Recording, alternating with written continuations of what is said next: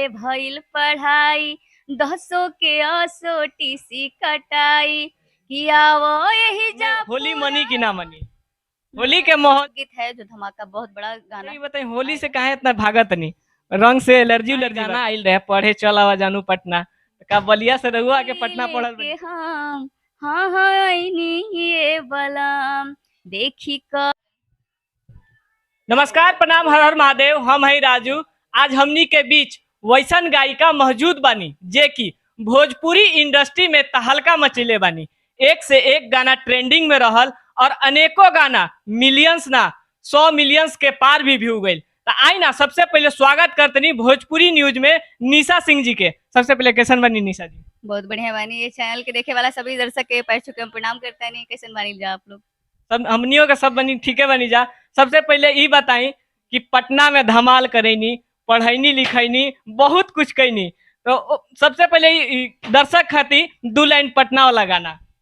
अरे छुआ से नहुआ ले भइल पढ़ाई, दसों के असो टीसी कटाई, किया वो यही जा पूरा होई सपना, सोचा जानी हताना, ए जानू चलिया व पटना, अरे गौआ में पढ़बू तू कतना, ए जानू चलिया व पटना। अच्छा ये बताई, धमाल मचा देनी जब पटना गाना आइल, अन्नपूर्णा फिल्म से गर्दा उड़ गई, ट्रेंडिंग में भी रहल, बहुत सारा मिलियन व्यू आयल, दर्शक बहुत लोग प्यार आशीर्वाद दिलक। तो इहे ट्रैक पर अब पटना में होली मनी की ना मनी?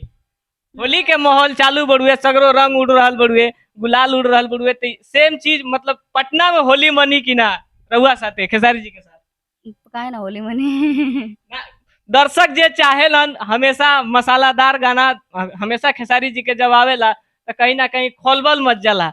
और होली स्पेशल खेसारी जी के मानल जाला, ट्रेंडिंग मानल जाला। तो एह बीच राउर और खेसारी जी के कोनो होली आ रहल बड़ुए कि ना धमाका? नहीं, हम भैया के साथ तो फिलहाल तो होली नहीं गाए। हाँ, लोकगीत है जो धमाका, बहुत बड़ा गाना है, आएगा। फिलहाल अभी होली नहीं गाए।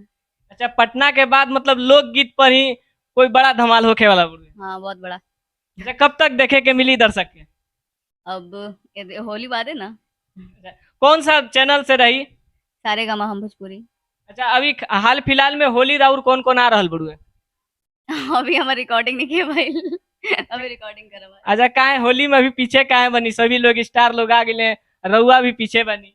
हाँ, तो हो ही आराम से। जैसन राउर आवाज बड़ुए, कहीं ना कहीं कोयल मीठ बड़ुए और दर्शक के मनमोहनी बनी।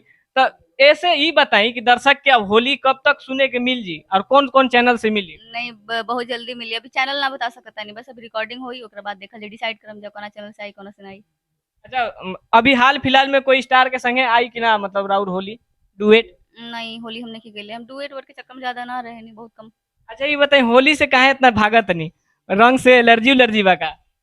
फिलहाल होली अच्छा लगेला, गुलाल अच्छा लगेला। हम ना खेलेनी अलग बात बा। अरे, बाकी आपके काहे ना अलग है। खेले नहीं? बस हमके ना अच्छा लगेला। अच्छा ये बताई, राउर घर कहाँ पड़ल और राउर कहाँ, यहाँ पटना में ही रहीला या फिर पटना से बाहर कहीं रहीला? हम बानी बलिया जिला यूपी से, और बस पटना में रहे नहीं। तो जब पटना ही गाना आइल रहे, पढ़े चल आवा जानू पटना, तो का बलिया से रहुआ के पटना पढ़ल बनी का? ना ना, हम पहले से पढ़त रहनी।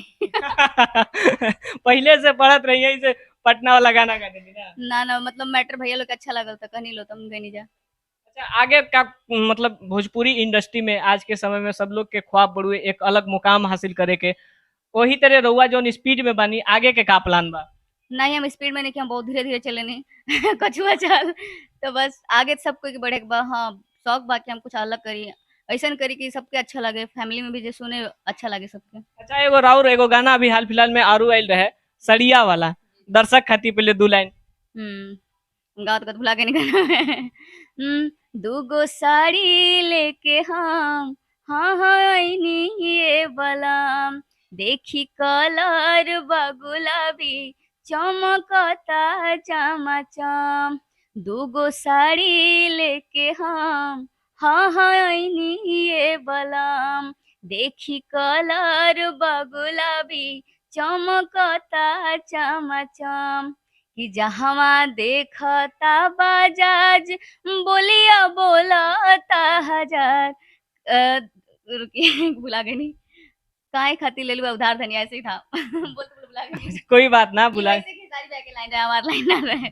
अच्छा अपन लाइन याद बुड़े, बहुत बहुत आपके धन्यवाद, अपन कीमती समय देनी भोजपुरी न्यूज आपके खातिर। धन्यवाद कि आप लोग इतना आशीर्वाद प्यार देते नहीं जाइए, हमार 2 लाइन गाना सुनते नहीं जाओ, बहुत आभारी बानी हम। बहुत बहुत धन्यवाद, अपन कीमती समय देनी भोजपुरी न्यूज खातिर, एकरे खातिर तहे दिल से धन्यवाद।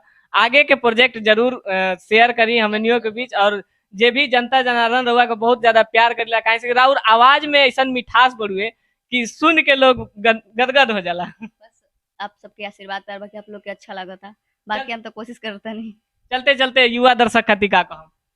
हम युवा दर्शक खातिर का हम सब लोग अपन आगे बढ़ो, काम करो, मेहनत करो, दिल से आदमी काम करी, मेहनत करी तो जरूर आगे बढ़ी। ई हमनी के बीच रही निशा सिंह जी, जिनकर गाना दम धमाल आवेला, और खेसारी भैया के साथ इनकर हाल फिलहाल में आप लोग गाना सुन ले खब, जानू चल आवा पढ़े पटना, तो ऐसे उधार धनिया अनेक गाना इनकर अभी यूट्यूब पर भी उपलब्ध हुए। जाई जा प्यार आशीर्वाद दी जा, ऐसा नहीं खबर देखे खातिर भोजपुरी न्यूज के सब्सक्राइब कर ली और बेल नोटिफिकेशन के जरूर दबाएं। धन्यवाद।